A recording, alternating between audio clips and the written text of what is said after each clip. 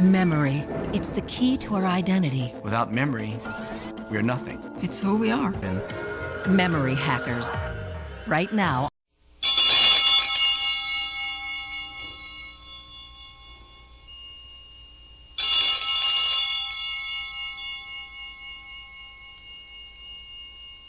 I'd like to thank Pope Francis for bringing another problem with the New American Bible to our attention. Pope Francis recently called for a rewriting of the Lord's Prayer.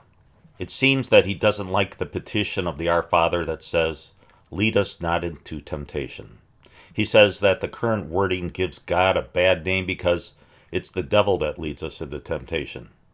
And he'd approve of a translation that says, "Do not let us enter into temptation." The Lord's Prayer appears in the Bible twice, first in the Gospel of Matthew and then in the Gospel of Luke. Without this recent comment of Pope Francis, I wouldn't have noticed the problem with the New American Bible, which says, "And do not subject us to the final test, but deliver us from the evil one." And do not subject us to the final test. The NAB footnote oddly explains, Jewish apocalyptic writings speak of a period of severe trial before the end of the age, sometimes called the Messianic woes. This petition asks that the disciples be spared from that final test. So it certainly seems that the NAB translation is completely different from what Pope Francis says it means.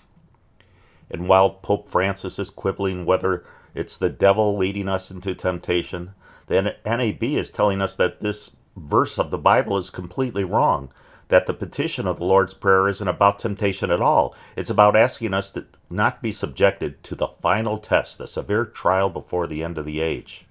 So, if someone would like to forward our petition to remove the New American Bible from the Catholic Church to Pope Francis, that would be really great.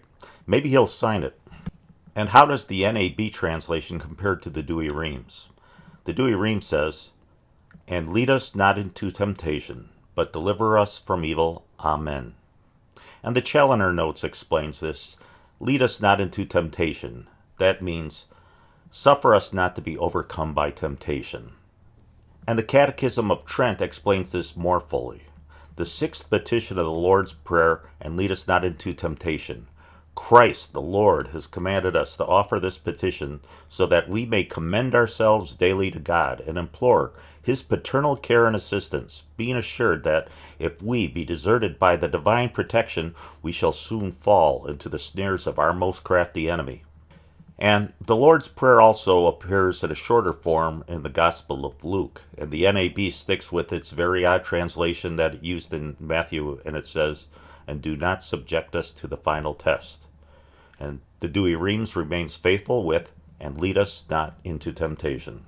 So in conclusion, I ask that you send our petition to your liberal Catholic friends and tell them that if they stand with Pope Francis, they should sign our petition because the New American Bible conflicts with Pope Francis.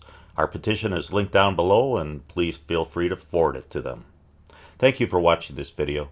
We'll be back again in about a week with another one, but in the meantime, please check out my Facebook page, which is also linked down below. Every day I post additional content that you won't see on this YouTube channel, and please pray for the church.